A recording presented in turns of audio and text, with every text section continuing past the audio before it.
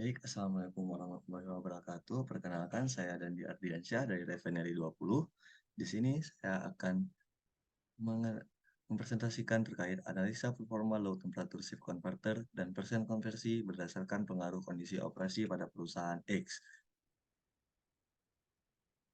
Nah, pada presentasi kali ini kita ada outline-nya, yaitu pendahuluan, metode, hasil dan pembahasan, kesimpulan, hingga tanya jawab. Nah, seperti yang kita ketahui, Indonesia merupakan negara yang banyak penduduknya bekerja di bagian pertanian. Nah, di bagian pertanian ini kita telah dimunculkan inovasi pendukung pendukung pertanian, yaitu pupuk, salah satunya pupuk urea. Dalam pembuatan pupuk urea ini kita membutuhkan bahan baku merupakan amonia. Maka dari itu kita akan membutuhkan amonia plant, di mana amonia plant ini nantinya setelah menggunakan feed dari gas alam yang diproses menjadi amonia, yang mana amonia sendiri nantinya akan menjadi bahan baku pada pembuatan urea di urea plant. Kedua plant ini, baik amonia plant dan urea plant, didukung dengan utilitas plant, di mana utilitas plant ini bertujuan untuk memasok umpan-umpan yang dibutuhkan oleh amonia plant dan urea plant di saat melakukan operasinya. Nah, pada ammonia plant sendiri ada 5 seksi proses, yang mana ada feed treating yang merupakan tahap awal persiapan dari feed yang digunakan, yaitu gas alam. Selanjutnya ada reforming untuk mengubah gas alam tadi menjadi syngas, yang mana syngas yang terkandung yaitu ada H2 dan N2. Dan juga selanjutnya ada seksi purifikasi, di mana ini merupakan seksi pemurnian syngas yang dihasilkan di tahap reforming. Selanjutnya setelah dilakukan purifikasi, maka eh, akan dilakukannya sintesa, yaitu pembuatan amonianya sendiri. Pereaksian yang mana dilakukan reaksi N2 dan H2 yang nantinya akan menghasilkan amonia. Selanjutnya ada refrigerasi dan juga storage, yang mana ini tahap akhir dan juga penyimpanan dari amonia sendiri. Nah, ini merupakan salah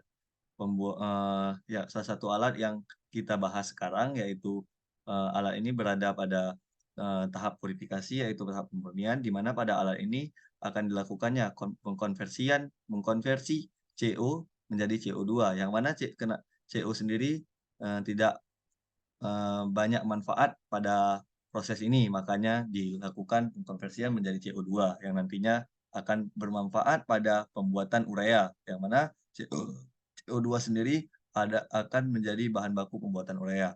Nah, selanjutnya metode penelitiannya yaitu ada seperti yang ada di sini, yaitu baik dari memulainya, selanjutnya dilakukan studi literatur, selanjutnya dilakukan observasi dan pengambilan data di lapangan, dan dilakukan evaluasi kinerja, yang mana setelah dilakukan evaluasi kinerja, maka akan dilakukan percobaan penelitian dari data yang hasil dari data tersebut.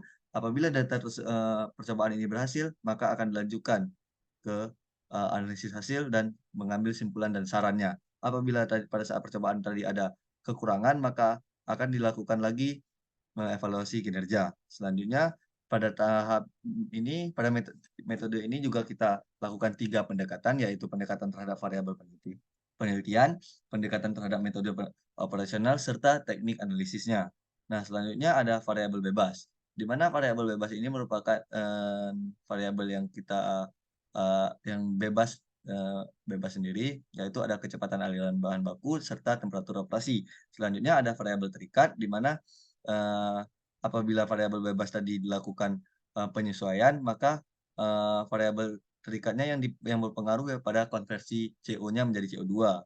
Nah, selanjutnya ini adalah blok diagram dari ammonia plant, di mana pada ammonia plant ini mmm, memiliki beberapa tahap. Tahap awalnya itu feed treating tadi, yang mana gas alam dilakukan persiapan sebelum dimasukkan ke reforming. Selanjutnya dimasukkan ke dalam reforming, yang mana hasil dari reforming ini merupakan syngas. Selanjutnya, syngas yang hasil dari reforming tersebut dimasukkan ke unit purifikasi. Nah, ini adalah unit fokus kita sekarang. Purifikasi ini merupakan tahap pemurnian syngas, yang mana CO yang terkandung di dalam syngas tersebut akan dikonversi menjadi CO2, yang mana CO2-nya nanti akan di menjadi feed pada pabrik urea. Nah, selanjutnya ada tahap sintesa, yang mana sintesa ini H2 dan N2-nya akan direaksikan menjadi amonia, dan refrigerasi dan amonia tersebut tercipta. Nah, selanjutnya ini adalah alat yang kita bahas pada unit kodifikasi, yaitu low temperature shift converter, yang mana low temperature shift converter ini ada di bagian kanan dan high temperaturnya ada di bagian kiri.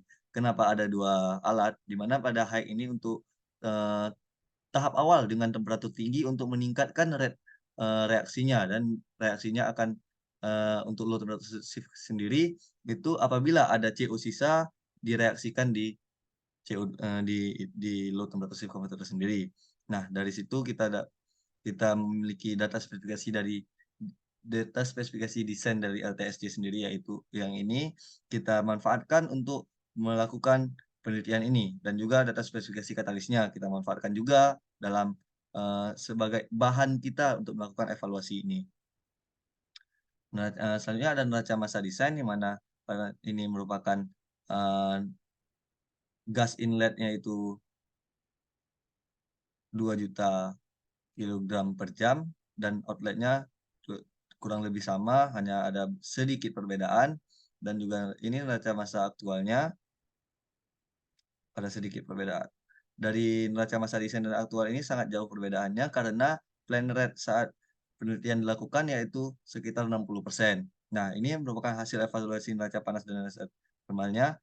Di sini kita melihat ini merupakan neraca panas desain dan aktual, di mana panas masuk pada desain itu 62 juta, sedangkan pada aktual itu 35 juta. Sedangkan panas keluarnya pada desain 69 juta dan keluarnya 39 juta. Sedangkan pada panas reaksinya yaitu 8 juta dan keluarnya aktualnya 4 juta.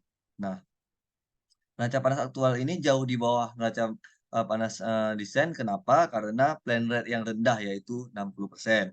Selanjutnya, ini merupakan persamaan yang kita gunakan untuk menghitung persentase efisiensi termalnya. Yang mana hasil yang kita dapat yaitu efisiensi thermal desainnya 98,45%, dan secara aktualnya yaitu 98,34%. Perbedaannya sangat tipis. Dapat kita lihat bahwa kondisi pengoperasian aktual masih dalam kisaran yang memuaskan karena efisiensi thermal yang dihasilkan dalam kisaran desainnya, yang mana masih di bawah kisaran desain tadi.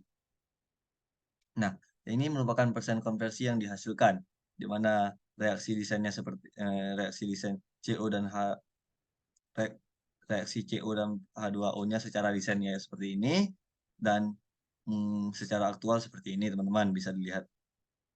Nah, setelah kita menghitung reaksi desain dan reaksi aktual tadi, kita dapat menghitung persen konversi dari desain dan persen konversi dari aktual. Nah, dengan menggunakan persamaan ini, maka dihasilkan secara desain itu 95% dan secara aktual itu 92,08%. Ini sangat mendekati desain, maka dari sini dengan plan rate 60% tadi sangat memuaskan. Nah, di sini merupakan indikator suhu pada LTSC sendiri, yang mana TI153 merupakan temperatur inletnya dan TI1108 itu merupakan temperatur outletnya. Nah, sedangkan TI112 hingga TI116 itu merupakan temperatur indikator yang berada pada batch katalis yang berada di dalam reaktor tersebut.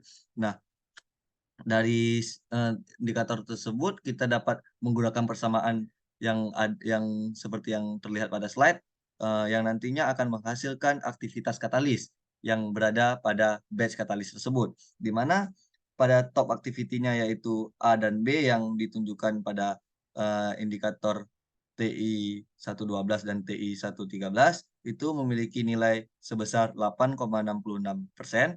Sedangkan pada middle activity yaitu dengan menggunakan persamaan C yang memiliki indikator temperaturnya berkode TI114. Nah, memiliki nilai 65,33%. Nah, selanjutnya ada bottom activity yaitu menggunakan D dan E yang memiliki kode indikatornya yaitu TI115 dan TI116 memiliki nilai sebesar 17,77%. Nah, dari penelitian tersebut dapat kita tarik kesimpulan bahwasanya Variabel yang mempengaruhi dan diperhitungkan untuk mengevaluasi LTSC 104D meliputi neraca massa, neraca panas, efisiensi termal, persen konversi, dan aktivitas katalis.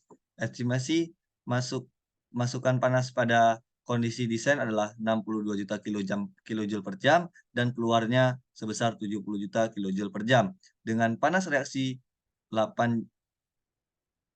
juta kilojoule per jam. Sementara di itu estimasi panas pada kondisi aktualnya yaitu adalah 35 juta kilojoule per jam dan pada panas keluarnya 39 juta kilojoule per jam dengan panas reaksi sebesar 4 juta kilojoule per jam. Nah, selanjutnya ada persen konversi CO pada kondisi desain ya, yang dihasilkan tadi yaitu 95% dan pada kondisi aktual adalah 92,08%. Dengan laju alirnya 60,07%. Selanjutnya kondisi aktivitas katalis pada bagian atas, tengah, dan bawah secara berturut-turut adalah 8,66%, 65,33%, dan 17,77%. Ini merupakan kesimpulan yang dapat kita tarik dari penelitian kali ini. Terima kasih atas perhatiannya. Apabila ada yang ditanyakan, silakan di kolom komentar. Terima kasih. Assalamualaikum warahmatullahi wabarakatuh.